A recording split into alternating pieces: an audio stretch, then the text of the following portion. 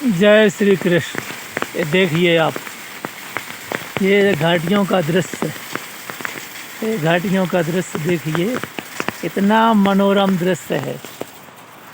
और इस दृश्य में हम आपको भी देखिए, मैं कैसे यहाँ पे घूम रहा हूँ। ये देखो,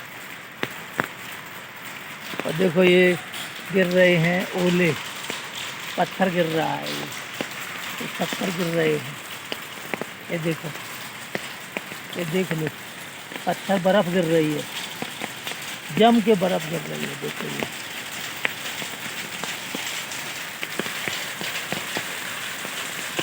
देख रहे हैं आप, ये बर्फ़ कैसे गिर रही है।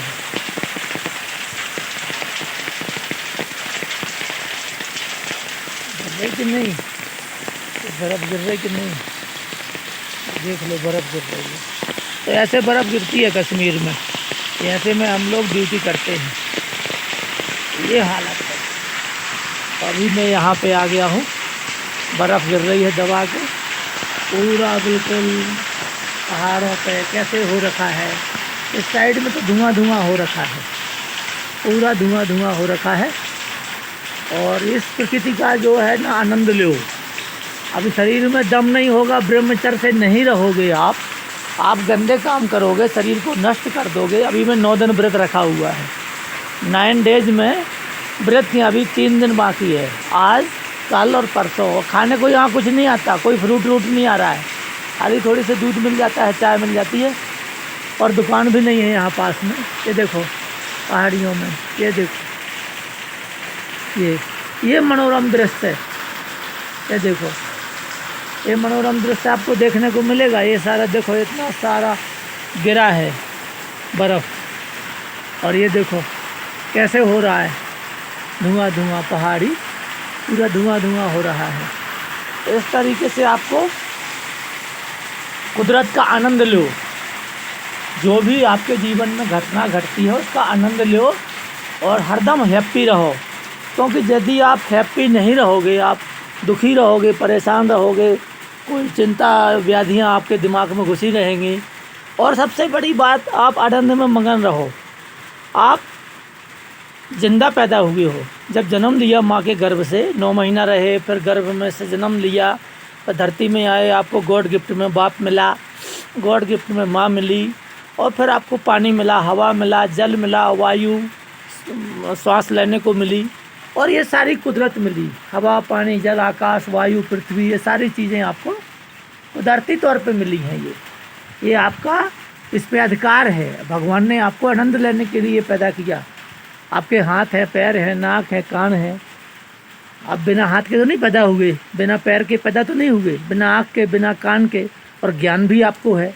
तो अभी आपने क्या करना है, टेंशन नहीं लेना है। आप टेंशन लेके मत जियो। यदि आप टेंशन लेके जी रहे हो तो बंद कर दो, चिंता करना बंद कर दो।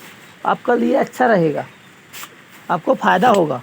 यदि आप चिंता करोगे तो आपको फ़ायदा होने वाला बिल्कुल भी नहीं है। क्योंकि मस्तिष्क, जब आदमी का मस्तिष्क, दिमाग काम नहीं करता ना, बुद्धि, दिमाग, विवेक, ज्ञान, स्मरण शक्ति, तो आप ये चिंता से होता है। देखो अभी ये बर्फ़ के गोले गिरे हैं, छोटे छोटे से अणु, और इस तरीके से बर्फ़ गिरती है। मैं यहाँ पे ड्यूटी भी कर रहा हूँ, देख रहा हूँ अभी।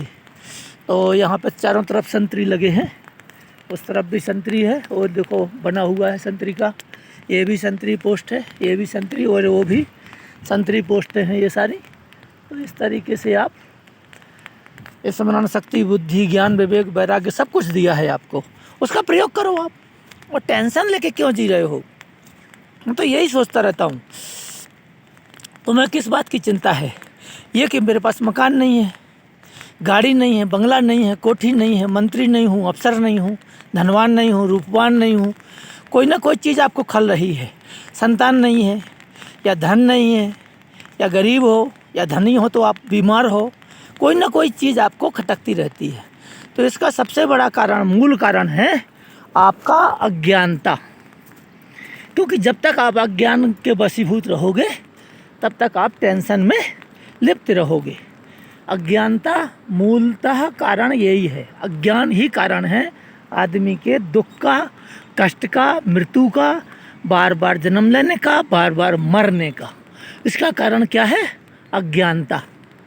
क्योंकि जब हम कुदरत को नहीं जानते और हम अपने आप पर ही पूरा फोकस कर लेते हैं कि सब कुछ मेरे को होना चाहिए जो दूसरों के पास है, तो भगवान ने हर एक को अलग अलग चीज़ बांटी है उनके कर्मानुसार। उनने आज ज़्यादा दान तपस्या करी, ज़्यादा शुभ कर्म करे, उस हिसाब से उनको प्राप्ति हो गई है, धन की, ऐश्वर्य की, आनंद की, या जो भी वस्तुओं की प्राप्ति कैसे हुई है? आदमी के उनके सत्कर्मों से। उनने बहुत दान पुण्य किया है तो मंत्री अफसर बन गए। अब वो गलत काम कर रहे, तपो राज्यो राज्यो नरका, अब तपस्या करके गलत काम कर रहे, तो अब उनको उस चीज़ का परिणाम भुगतना पड़ेगा। क्योंकि तपो राज्यो राज्यो नरका, तपस्या से राजा बनता है, बुरे कर्म करता है तो नरक में जाके कीड़ा बनता है, तो मलमूत्र का कीड़ा बनेंगे। अब भाई 84 लाख योनि पड़ी है, उसको भुगतो और भुगतेंगे लोग। भाई तुम्हें नहीं समझ में आ रहा है, लेकिन हमें समझ में आ रहा है। हम तो यही देखते हैं 58 की उम्र से।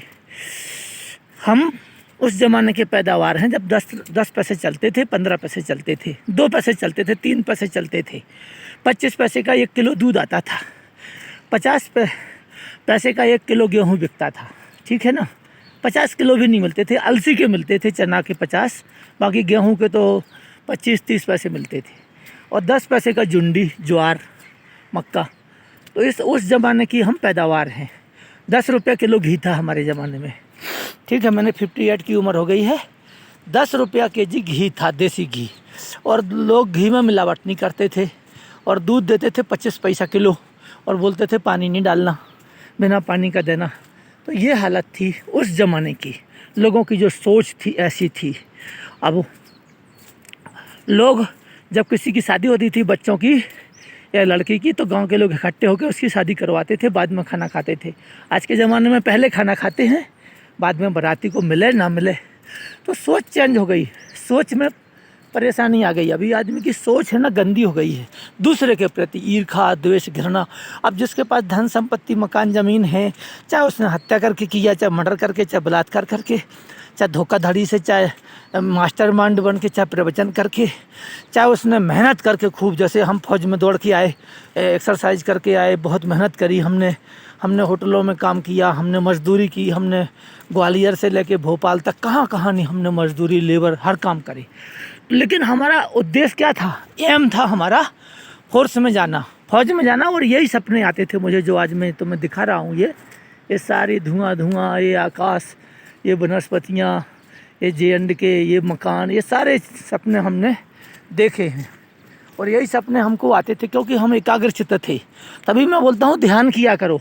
और ये नहीं कि मजदूरी करना गलत है, कि भाई मैं होटल में काम किया, भाई मैंने मजदूरी की, कोई गलत नहीं है, पर गलत काम तो नहीं किया, हत्या तो नहीं की किसी का मर्डर तो नहीं किया, किसी की चोरी डकैती तो नहीं की, किसी की लुगाई लड़की तो नहीं पकड़ी, हमने कोई ऐसे काम नहीं किए, किसी को दुख तो नहीं दिया, किसी को तकलीफ़ें तो नहीं दी।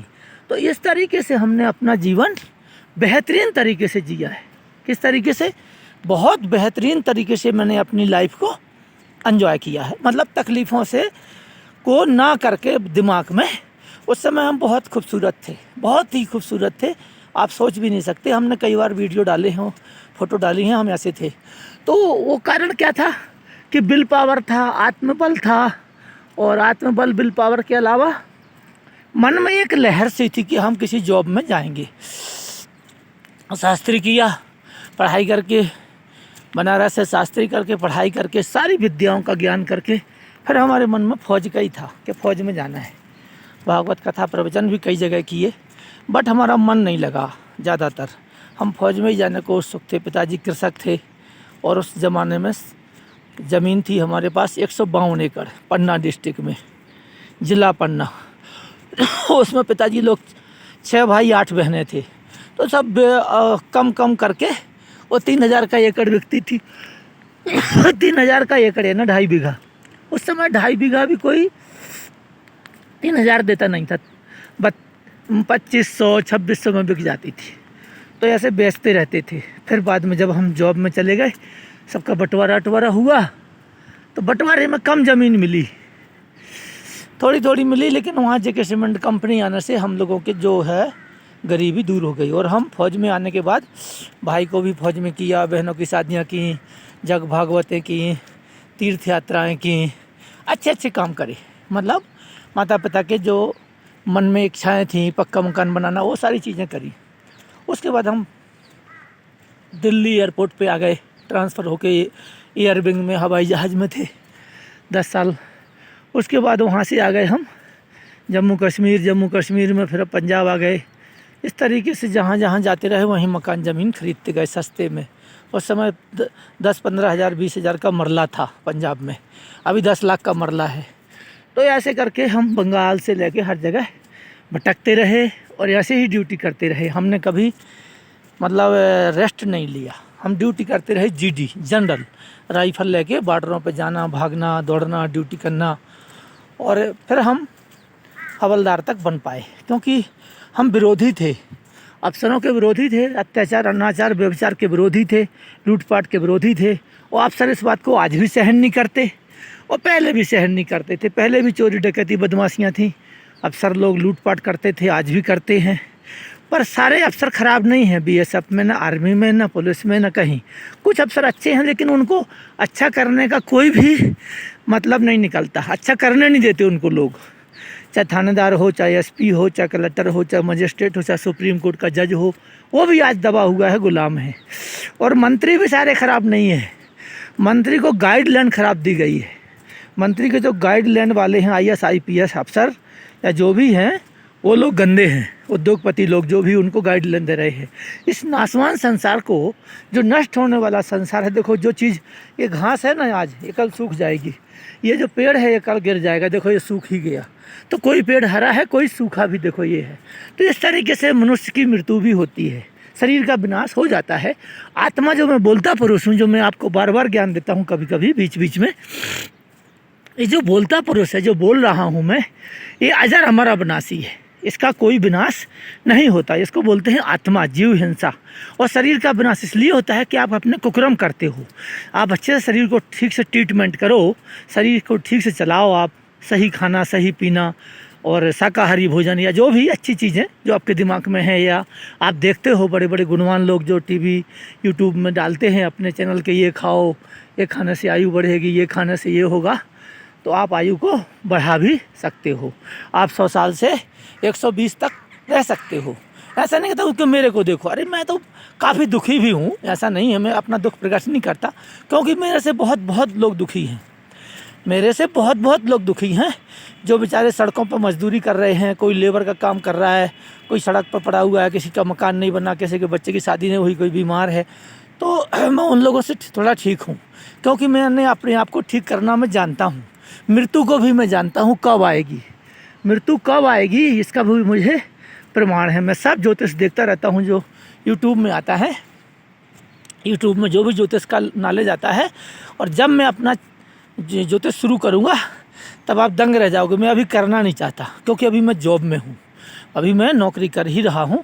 रिटायरमेंट लिखा है पर हुआ नहीं है अभी तक जयपुर नहीं जा पाया, यहीं पड़ा हूँ। पता नहीं कब भेजेंगे CEO साहब। तो जयपुर जा कर के फिर मैं वहाँ के बाद गुजरात जाएंगे, पंजाब जाएंगे, अपने घर गुजरात जाएंगे, और उसके बाद में जो है ना बंगाल जाएंगे। उसके बाद हम रिटायर चले जाएंगे, जैसा भी होगा दे रखा है। तो इस तरीके से आपने कुदरत में मस्त रहना है। मैं क्या बोला था आपको, आप लोगों को ज्ञान देने की जगह मैं अपना ही ज्ञान देने लग गया कि मेरा परिवार ये, मैंने ये किया, मैंने वो किया। मैं नहीं हूँ, मैं तो प्याज हूँ। प्याज को छीलने के बाद क्या निकलता है, छिलका, उसमें से कुछ नहीं निकलता, गुठली नहीं निकलती।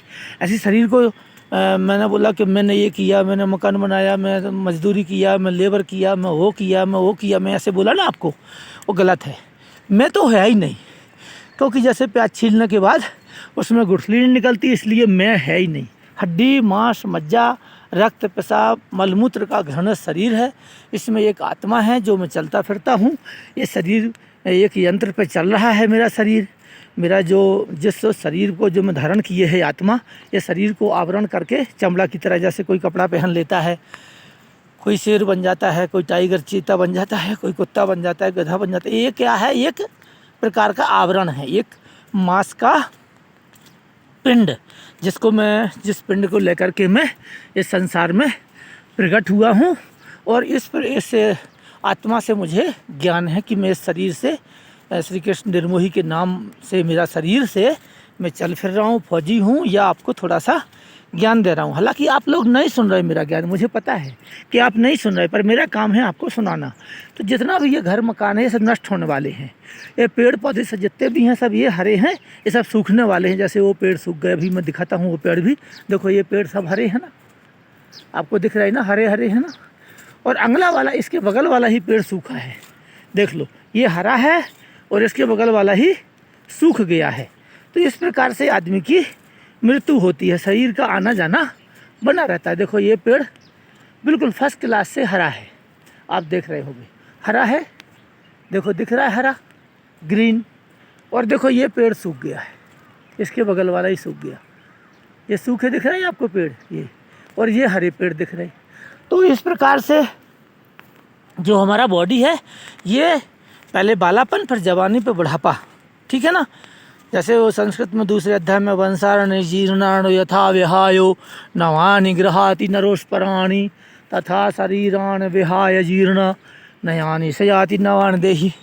जैसे आदि पुराने कपड़े को त्याग करके नया कपड़ा पहनता है, उसी प्रकार ये आत्मा अपने शरीर को त्याग करके और नया शरीर धारण करती है। अब नया शरीर धारण करेगी किस में? जैसे आपके कर्म होंगे, जैसे आपका व्यवहार होगा, जैसे आपके स्वभाव होगा। स्वभाव आदमी 7 जन्मों तक नहीं चेंज कर सकता। मैंने आपको कई बार प्रवचन डाला कि स्वभाव की ही वैल्यू है। स्वभाव अपने मनुष्य 7 जन्मों तक चेंज नहीं कर सकता। कितने जन्मों तक?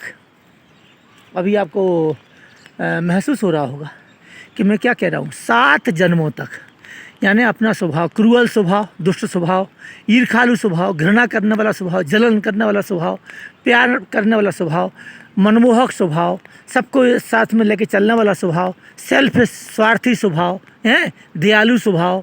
ये स्वभाव जो आदमी के हैं, एक कर्मानुसार अपने स्वभाव को, जैसे कपड़ा धोते हैं ना हम साबुन से, अच्छे अच्छे कपड़े किस चीज़ से धोएंगे उससे जितनी जल्दी साफ़ हो जाते हैं, इसी प्रकार आत्मा को डेली डेली कोई आदमी ज्ञान दे ना, और उसको आप अपने आचरण में लाओ। आचरण में नहीं लाओगे तो आपको कोई मतलब नहीं बनता है, आपका किसी चीज़ का मतलब ही नहीं बनता है। आपका क्या बनेगा? जब आप आचरण में शुद्धता नहीं लाओगे, आप वही कर्म करोगे जो आपको करना ही है। आप तो वो उसको ठीक हो ही नहीं सकते। चाहे डेली प्रवचन सुनो, चाहे कथा सुनो, चाहे संगत में जाओ, चाहे तीर्थ यात्रा जाओ, चाहे मंदिर जाओ, चाहे मस्जिद जाओ, चाहे गुरुद्वारे जाओ, चाहे चर्च में जाओ, आपका जो क्रूअल स्वभाव है, हत्यारा स्वभाव है, दुष्ट तरह सेल्फिश स्वभाव है, स्वार्थी स्वभाव है, अपना स्वार्थ से मतलब है, अपने शरीर से मतलब है, अपनी आत्मा से मतलब है, आपको किसी से मतलब नहीं है, आप लूटने वाले आदमी हो, हत्या करने वाले हो, यदि आप परोपकारी नहीं हो तो नहीं हो सकते, स्वभाव आपका चेंज नहीं हो सकता। लेकिन धीरे धीरे सत्संगत करके ये देख कर कुदरत, देखो अभी बादल है ना, अभी धूप भी आ जाएगी। ये 5-6 दिन से बारिश हो रही है कश्मीर में, बारामूला में खड़ा हूँ मैं। श्री कृष्ण निर्मोही नाम से मेरा बॉडी है, और इसी प्रकार का एक चैनल चलाता हूँ मैं, श्री कृष्ण निर्मोही। उसमें कुछ 15-50 या गाना डाल देता हूँ, और उसके बाद सिविल ड्रेस या कोई फौजी ड्रेस और बंदूक से, राइफल से, और बाद में थोड़ा सा एक बार ज्ञान दे देता हूँ। तो तुम्हारा जो ये पहाड़ दिखाई दे रहा है, ये सब दिखाई दे रहा है, धुआं धुआं। अभी देखो थोड़ी देर पहले आपको मैंने दिखाए थे क्या, पत्थर गिरे थे छोटे छोटे से ओले, और अभी वो ख़त्म हो गए, घुल गए। इस प्रकार से उनका पता भी नहीं चल रहा है कहाँ चले गए वो गोले। भाई दिखाओ, एक भी नहीं दिख रहा है, सब खत्म हो गए। क्यों? इस प्रकार से आदमी घुल जाता है संसार में। इसी मिट्टी में मिल जाता है। कहाँ मिलता है? इस मिट्टी में आदमी मिल जाता है। देखो यहीं ओले पड़े थे, अभी नहीं मिल रहा है भाई एक भी ओला। तो क्या हो गया? ये शरीर आदमी का इसी मिट्टी में मिल जाएगा। क्या हो जाएगा? मिट्टी में मिल जाएगा। तो आपने अपने शरीर से ज़्यादा प्यार नहीं करना है, और किसी से ईर्खा नहीं करनी। जो आदमी धनवान है, धनवान, उसने बहुत मेहनत करी है, चाहे चोरी करके ही की है, चाहे डकैती करके करी, उसने बिल पावर लाया है। हत्या की है तो अभी बिल पावर लाया है। यदि मंत्री या प्रधानमंत्री मोदी जी या अमित शाह जी और भी दूसरे मंत्री, अदानी अंबानी, कोई भी पैसे वाले, यदि वो कोई चीज़ को न पद को प्राप्त किया है तो कोई ना कोई गुण उनके पास है। अब ये पता नहीं क्या है, उन्होंने मर्डर करके किया है, सत्ता हासिल की है, या झूठ कपट से की है, या अन्याय से की है, अत्याचार से किया है, कैसे धन कमाया है, कैसे काम किया है, कैसे पैसे आया है, या पूर्व जन्म की तपस्या से, जैसे राहुल गांधी पैदा हुए, इंदिरा गांधी के पोते, तो उन्हें रखा हुआ संपत्ति मिला। तो ऐसे ऐसे भी लोग हैं, जैसे अदानी अंबानी का बेटा है अनंत अंबानी, उसको रखा हुआ संपत्ति मिला। तो इस प्रकार से ये बर्फ़ यहाँ पर पड़ी हुई है, देख लो, पड़ी बर्फ़ दिख रही है आपको? ये सब धुआं धुआं दिख रहा है, ये सब कुदरत अपने आप भी दे देती है। अब कश्मीर में जो जन्म लिया है वो तो उसको तो बढ़िया शांत वातावरण, ठंडक, एयर कंडीशन हवा, एसी में रहने वाली हवा और सुंदर मौसम। और इसके बाद एक और चीज़ है, यहाँ पानी भी आरओ जैसा। नाला का तो मैंने दिखाया ही नहीं सीन आपको, 2-4 वीडियो डाले, देखो आप, आरओ का पानी आता है। तो ये जन्म भी है। जैसे अब राजस्थान में लोग होंगे तो गर्मी झुलस रहे होंगे, मैं गुजरात में रहता हूँ गांधीनगर में, तो गर्मी में झुलस रहा होता हूँ। और इसके बाद पंजाब जाता हूँ तो गर्मी झुलस रहता हूँ। वहाँ भी मेरा मकान है, नारायणगढ़, छाटा, महाकाली मंदिर। मध्य प्रदेश में भी ज़मीन मकान है। तो अलग अलग जो हिस्सों में आपका जो रहन सहन या वेशभूषा या खाना, रीति रिवाज, वो उसको सबको समेट करके समुद्र बन के चलना है। और समुद्र बन के रहोगे तो आपका जीवन बहुत लंबा चलेगा, लंबी आयु होगी, दीर्घ आयु जिसको बोलते हैं। और उसके लिए आपको क्या करना पड़ेगा, आपके कुकर्मों को त्यागना पड़ेगा, आपको सत्कर्मी बनना पड़ेगा। आपको ईर्खालु, घृणा करने वाला नहीं बनना कि मैं हीरो क्यों नहीं बना भाई, इतना सुंदर क्यों नहीं बना, मैं खूबसूरत क्यों नहीं बना, मैं जो है ना इतना अनंत अंबानी, नीता अंबानी या मुकेश अंबानी या उसका भाई जो छोटा वाला है जिसने कर्ज लिया है बहुत सारा अरबों खरबों रुपया मोदी जी से, बैंक से, क्या नाम है उसका, अनिल अंबानी। इस तरीके से जो मैं क्यों नहीं बना। तो उसको करने के लिए यदि आप उस तरीके का बनना चाहते हो तो आपको मेहनत करनी पड़ेगी, उनके गुण सीखने पड़ेंगे, कोई बिजनेस डालना पड़ेगा, आपको मंत्री मिनिस्टरों से घनिष्ठता बनानी पड़ेगी। और यदि आपको सुंदर बनना है तो आपको तब करना पड़ेगा, आपको दान करना पड़ेगा। दान करने से मनुष्य सुंदर होता है, खूबसूरत होता है। जो मनुष्य अन्न का दान करता है वो खूबसूरत होता है। अन्न का दान किसको करते हैं, जो गरीब है, जो लाचार है, जो परेशान है, जो अंधा है, जो लंगड़ा, लूला, बहरा, काना, गूंगा, जिसके हाथ पैर चलाने में असमर्थ है, कोई पक्षी, कोई गाय, कोई कुत्ता, जो बेचारे बोल नहीं सकते, इनको खाना खिलाओ, इनको दान दो। गाय को, कुत्ता को, मछली को, पक्षियों को, इनको दाना डालो तो आपका शरीर सुंदर बनेगा। या किसी गरीब की मदद करो तो आपका शरीर क्या बनेगा, खूबसूरत बनेगा। तो आप भी खूबसूरत बनना चाहते हो, हीरो बनना चाहते हो, कलाकार बनना चाहते हो, तो आपको कुछ ना कुछ करना पड़ेगा। और यदि आपको ग्रह के हिसाब से बनना चाहते हो तो आप उस ग्रह को बढ़ाना पड़ेगा। जैसे गुरु का ग्रह है तो आपको ब्राह्मणों की इज्जत करना पड़ेगी, पंडितों की इज्जत करना पड़ेगी, वेद मंत्रों को पढ़ना पड़ेगा, जप करना पड़ेगा, और मंदिर में जाना पड़ेगा, और तप करना पड़ेगा, और अपने माता पिता की जो आदर करना पड़ेगा। जो सत्कर्म है वेदों के अनुसार, समादमा शौचा शांति राजमेवचा, ज्ञान विज्ञान मास्तिकम ब्रह्म कर्म स्वभावजम, सम दम पवित्रता क्षमा नम्रता ज्ञान अनुभव परलोक में श्रद्धा। सम मतलब सब में समान दृष्टि। ये पृथ्वी सबको समान दृष्टि से देखती है। देख लो, इसमें सभी लोग चल सकते हैं, पापी पुण्यात्मा, जीव जानवर, पशु पक्षी, सब कोई चल सकते हैं। तो ये पृथ्वी सबको भरण पोषण करती है, सबको खाना पीना, कपड़ा होना और हर चीज़ देती है। आकाश देखो, सबको सब कुछ दे सकता है। आकाश हर एक को हर कुछ देने में सक्षम है, उसके पास इतनी पावर है। आकाश कौन है, पिता, और माँ कौन है, धरती, जो सब सहन करती है। पिता आकाश है, सब कुछ दे सकता है आपको, क्या नहीं दे सकता उसको, ज़मीन मकान घोड़ा गाड़ी वाहन सब कुछ कौन देता है, बाप ही देता है। बाप पालता पोसता है, मजदूर को मजदूरी करके खिलाता है, बड़ा पैसा वाला बड़ा पैसा करके। लेकिन जो लोग मास्टरमाइंड बन के लोगों को धोखा दे के, नीचता से, कपटपूर्ण व्यवहार करके, हत्या मर्डर करके, बलात्कार करके, भ्रष्टाचार करके, चोरी डकैती से जो अपने स्वभाव को ठीक नहीं कर रहे और लूटपाट कर रहे जनता के साथ, या किसी पड़ोसी के साथ, या अपने बच्चों के साथ, या अपनी पत्नी को परेशान कर रहे, या वो मतलब कष्ट दे रहे, किसी को दुख दे के, किसी को कष्ट दे के, किसी को परेशान करके, यदि आप जो धन कमा रहे हो या ऐश्वर्य आनंद ले रहे हो, वो ऐश्वर्य आनंद नहीं हो सकता। वो आपकी एक बहुत बड़ी भूल है और उसका परिणाम आपको भुगतना पड़ेगा। और उस परिणाम भुगतने को आप रेडी भी रहो, आज नहीं तो कल। टाइम जरूर लो, you will waste time, time will waste you, time is gold. समय सोना है, तुम समय को बर्बाद कर दोगे, समय तुम्हें बर्बाद कर देगा। और समय की बहुत बड़ी वैल्यू है। देखो, इस धरती पर हिरण्याकश्यप, हिरण्याक्ष, रावण, कुंभकर्ण, अर्जुन, पांडव, कौरव, और इंदिरा गांधी और राजीव गांधी, और अभी मोदी जी और अमित शाह जी, ये सब चले जाएंगे, चले गए और चले जाएंगे। ये पृथ्वी क्या है, अनंत है। आकाश भी अनंत है, अकल्पनीय है, अनंत है, अभेद है, अछेद है। ये क्या है, ये चीज़ें यहीं रहेंगी और हम सब एक दिन रास्ता नाप लेंगे। तो अभी मैं 9 दिन का व्रत था, मैं सिर्फ एक ही ज्ञान देना चाहता हूँ। आप अपने बच्चों से दुखी हो, यदि अपनी पत्नी से दुखी हो, अपने रिश्तेदारों से दुखी हो, अपने पड़ोसी से दुखी हो, अपने धनवान आदमी से दुखी हो, आप सुंदर आदमी से दुखी हो, आप किससे दुखी हो, किससे परेशान हो? आप अपने आप से तो परेशान नहीं हो। आप दूसरों को देख के जलन में, ईर्खा में, द्वेष में, घृणा में यदि आप परेशान हो, किसी का मकान देख के, किसी की जायदाद देख के, किसी की संपत्ति देख के, किसी के बच्चे को देख के कि अफसर है, किसी की लूटपाट को अच्छा पैसा देख करके आप परेशान हो, तो मत परेशान हो। क्यों? आप उस हिसाब से कर्म करो। यदि आपको नरक में जाना है तो ये अदानी अंबानी जैसे काम करो, लूटो बैंकों को और बड़े बड़े उद्योगपतियों को देख करके लूटपाट करो, जनता को लूटो। 10 की प्याज 150 की कर दी थी, और टमाटर कर दिए थे 200-250 की, और लहसुन कर दिया था 400 का। तो इस प्रकार से आप अत्याचार करके, अनाचार करके, व्यभिचार करके आप भी कमाओ। कौन मना करता है? श्री कृष्ण ने वही नहीं मना करता। मैं तो सिर्फ एक ज्ञान देता हूँ कि ये नाशवान संसार है, यहाँ सब कुछ नष्ट होने वाला है। जो तुम्हें दिख रहा है ये सारा चीज़ें, ये सब नष्ट होने वाली हैं। आज ये ऐसा मौसम है और कल बिल्कुल सूखा आ जाएगा, कल बिल्कुल गर्म हो जाएगा। तो ये क्या है? कुदरत बदलती रहती है, संसार परिवर्तनशील है। और कभी किसी की टेंशन मत लो, क्योंकि आत्मा अजर अमर अविनाशी है। और यदि आप सद्धर्म पर चलने वाले हो तो उस हिसाब से भी मैं बोलूँगा, जैसे मैंने बोला था अभी 2 मिनट पहले, समादमा, सबको समानता पूर्वक मानो, सबको एक सा मानो। ये नहीं कि राजा आया तो हाथ जोड़ने लगे, कुत्ता डंडा मारने लगे, नहीं। सब में ईश्वर का अंश है। अहम आत्मा गुणाकेशा सर्वभूताशय स्था। सब भूत प्राणियों में मनुष्य रूपी आत्मा परमात्मा जब तक उसमें विद्यमान है, जब तक शरीर चलता फिरता है, काम करता है, इसके बाद जब शरीर से आत्मा निकल जाती है तो मुर्दा शरीर पदार्थ बन जाता है, जीरो। जैसे मैंने बोला था अभी ओले थे यहाँ, अभी तो मट्टी बन गई साली, ये कुछ भी नहीं दिख रहा है, कहाँ गया ओला? तो ओले हम हैं। हम क्या हैं? ओले। जो ओले गिरते हैं ना, सफ़ेद सफ़ेद बर्फ़ गिरती है ना, फिर पिघल जाती है, तो हम लोग पिघल जाएंगे। हम लोग इस धरती में, धरती आग है, और ये सब जला के भस्म कर देती है। बड़े बड़े राजा रजवाड़े, महल अटारियाँ, मकान, ज़मीन, जगह सब नष्ट हो गए, पर हमारी तृष्णा ना मरी, आशा तृष्णा ना मरी, मर मर गए शरीर। ठीक है ना?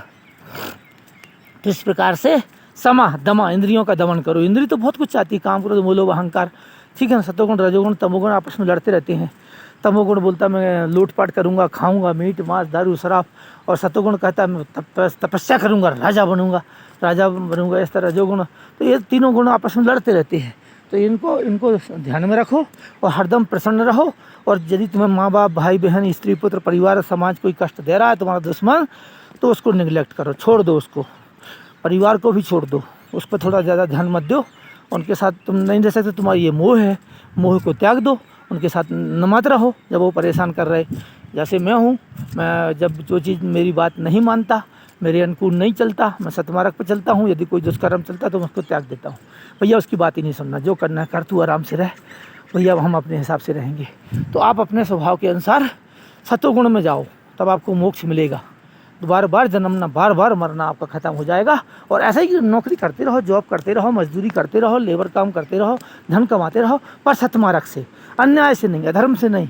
किसी को दुख देके, किसी को कष्ट देके, किसी को परेशान करके जो आप कमाते हो, जो यश आनंद लेते हो, वो सबसे बड़ा आपके लिए पाप का कारण बनता है। जय श्री कृष्ण।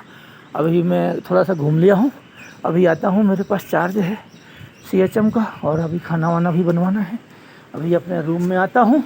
नवरात्रि का व्रत अभी 2 दिन और है, और अच्छी खासी भूख लगती है भाई मुझे तो, लेकिन मैं खाता नहीं हूँ, जबरन शरीर को जलाता हूँ। आग में जलना है, उसके पहले मैं शरीर को जलाता हूँ। शरीर को जला डालूँगा, मैं नष्ट कर दूँगा, लेकिन सतमार्ग पे चलूँगा। और मेरी बातों से काफ़ी लोग नाराज़ भी हैं कि बहुत ज्ञान देता है ये, और मेरे से जलन ईर्खा भी काफ़ी लोग करते हैं। बहुत लोग मेरे से नाराज़ रहते हैं, जलन ईर्खा करते हैं कि ये क्यों ज्ञान देता है, हमें क्या करना तेरे ज्ञान का, हम तो बहुत ही ज्ञानी हैं। सब आदमी मेरे को यही बोलते हैं, हम तो बहुत ज्ञानी हैं, क्यों ज्ञान दे रहा है? श्री कृष्ण निर्मोही तुम्हारे जैसे बहुत ज्ञान देते हैं। बट मैंने इसलिए देता हूँ, शायद एक आदमी भी मेरे पास आ जाए, मतलब मेरे पास नहीं, मेरे कहे अनुसार चले, तो शायद उसका जीवन सफल हो जाए। और देखो अभी मेरा 2-4 दिन बाद टाइम आने ही वाला है जयपुर का, 25 तक तो मैं चला ही जाऊँगा, इतनी तो गारंटी है। बाकी आगे श्री कृष्ण की दिया है। और हरे कृष्णा। और कोई गलती हो तो भैया माफ़ कर देना। ये तुम्हारा चैनल को सब्सक्राइब करोगे तो थोड़ा थोड़ा ज्ञान देता रहूँगा, और कभी अभी अच्छा ज्योतिष वाला ज्ञान भी दूंगा, जन्म पत्री वाला। पर अभी जन्म पत्री के लिए बहुत टाइम चाहिए मुझे, क्योंकि उसमें एक एक ग्रह का विवेचना करना है। और कई पंडित लोग मुझे गाली देते होंगे, कई लोग जो मेरे खास रिश्तेदार हैं वो गाली देते होंगे, कोई मेरे दोस्त हैं वो भी गाली देते होंगे, क्योंकि सब लोग निंदा करने में माहिर हैं, दूसरे की बुराई करने में अपने आप को खुशी महसूस करते हैं, आत्मा को नहीं समझते कि ध्यान क्या चीज़ है। यदि आप ध्यान करना सीख जाओ तो संसार का सब कुछ आपके पास आ चुका। ध्यान करना, एकाग्र श्री कृष्ण का ध्यान करो, मतलब भगवान का चेहरा का नहीं, आपने आँख बंद करके आप अंधेरा लाओ, अंधेरा होते होते होते प्रकाश आने लग जाएगा। वही ध्यान है, वही योग है, वही उससे जुड़ जाओ और आपको मोक्ष मिलेगा। इस संसार की चीज़ों को आप विलीन कर दो, आपका मन संसार से अलग हो जाए, क्योंकि सब तो दुख देने वाली हैं। आपकी पत्नी आपको पैसे के लिए मर रही है, आपका बेटा आपके पैसे के लिए मर रहा है, आपके जो भी रिश्तेदार हैं, नाते रिश्तेदार सब पैसे के लिए मर रहे हैं। आप गरीब हो जाओ, आपको कोई नहीं पूछेगा, आपका बेटा आपको बात नहीं करेगा, आपकी बीवी बात नहीं करेगी, आपके कोई भी आपका सेवा नहीं करेगा। यदि सत्कर्म वाला आपका बेटा है तो वो सेवा कर सकता है, बाकी सब झूठे हैं। और मैंने आंखों से ये प्रैक्टिकल देख लिया। आप किसी के साथ कितना अच्छा कर दो, चाहे भाई के साथ कर दो, चाहे बहन के साथ, कोई आपका यशगान नहीं करेगा, कोई आपको रिस्पेक्ट नहीं देगा, सब स्वार्थी है। और एक कलयुग का आवरण उनको चढ़ चुका है। और आप अच्छा करके नेकी करो, कुएं में डाल। अच्छा करके आप बिल्कुल सोचो मत कि इसके बदले में हमें कुछ अच्छा मिलने वाला है, चाहे बेटा से या बहू से या अपनी पत्नी से, कोई आप आशा मत रखो। यदि आपने आशा रखी तो आपको नितांत दुख मिलेगा। श्री कृष्ण निर्मोही का ज्ञान बेकार है, क्योंकि ये संसार सुरनर मुन की यही रीति, स्वरत लाग कर सब प्रीति। भगवान भी स्वरत का है। यदि भगवान की पूजा अर्चना न करो, वेदों के अनुसार न चलो, सत्याचरण न करो, तो भगवान भी आपको नरक में डाल देगा। धर्मराज भी आपके कर्मानुसार फल देंगे। कोई भी ऐसा नहीं है, सिर्फ एक माँ ऐसी है। कौन है? धर्मराज से भी अच्छी माँ है, विष्णु भगवान से भी अच्छी माँ है, अकाल पुरुष से भी अच्छी माँ है। क्योंकि माँ का बेटा यदि बलात्कारी है, हत्यारा है, मर्डर करने वाला है, और यदि उसके सामने उसके बेटे को फांसी दे दे जज, तो वो जज के पैरों में लौट जाएगी कि एक बार माफ़ कर दो। तो माँ से बड़ा कुछ नहीं है। इसलिए मैं धरती माँ को सबसे श्रेष्ठ मानता हूँ, जिस पे जन्म लिया, जिससे हमें खाना पीना मिला। जब उस पर हम थूकते हैं, लेटरिन मलमूत्र त्याग करते हैं, लेकिन हमें धरती माता से क्या मिलता है? सब चीज़ें, खाना पीना, होना, कपड़ा, जो मैं भी पहना था, वर्दी या सिविल वर्दी, ये सब कहाँ से मिलती है? उसी से मिलती है, माता से। कहाँ से मिलती है? धरती माता से। कपड़ा से लेके खाना पीना जो भी मिलता है, कहाँ से मिलता है? धरती माते। और सूरज भगवान से हमें सब कुछ मिलता है, क्योंकि सूरज भगवान यदि नहीं तपेगा तो धरती में कुछ भी पैदावार ही नहीं होगी। तो श्री कृष्ण की जो पकड़े हुए हैं घोड़ों को, इंद्रियों को अपने बस में करो। मेरे भाई मानो मेरी बात। जय श्री कृष्ण। मैं तो छोटा छोटा हिंदी में ज्ञान दूंगा। और देखो मैं दोबारा वही काम शुरू, मेरी बात को नहीं सुनते थे आप, देख लो ये दोबारा आ गए, ये सब दोबारा गिर रहे हैं। मतलब बहुत सारे गिर रहे हैं अब तो मतलब धरती पाट दी है इनमें, देख लो कितने सारे गिर रहे हैं। ये इनका नाम है ओला। ये मसूर जितने हैं वो दबा दबा के गिर रहे हैं, देख लो पूरा भर गया है, पूरा भर गया, देख लो आप, पूरा चारों तरफ गिर रहा है। और देख लो, तो इस तरीके से यहाँ पे अभी ठंड का इतना प्रकोप है। और देखो मध्य प्रदेश में, गुजरात में, हर जगह क्या हो रहा है, पूरे हर जगह पे क्या हो रहा है, हर जगह पे गर्मी है, लेकिन यहाँ पे दबादब बरसात, दबादब ये ओला वगैरह, वृष्टि, ठंडा चालू है। तो मैं यही कहना चाहता हूँ कि ज़्यादा नहीं, मानव प्रकार के बनो, चिंता को त्यागो, और आप अलसी मनुष्यानाम शरीर स्तव महारिपौ सहस्य नाही सुप्त प्रविशंत नाही मुखे मृगा। यानी आलसी मनुष्यानाम शरीर स्तव महारिपौ सहस्य नाही सुप्त प्रविशंत नाही मुखे मृगा। यदि आप कुछ काम नहीं करोगे, खाली ज्योतिष देखोगे और वाणी देखोगे श्री कृष्ण निर्मोही की, तो कुछ नहीं मिलने वाला। कर्म करना ही पड़ेगा। जैसे सोते हुए शेर के मुख में मृग अपने आप प्रवेश नहीं कर जाता, गुफा में मृग नहीं जाता कि भाई शेर मुझे खा ले। तो इस प्रकार से आपको कोई ना कोई काम करना पड़ेगा। काम चालू करो और श्री कृष्ण का ध्यान करो और आप अपने सतमार्ग पे चलो, आपकी विजय होगी। जय श्री कृष्ण, जय हिंद, जय भारत।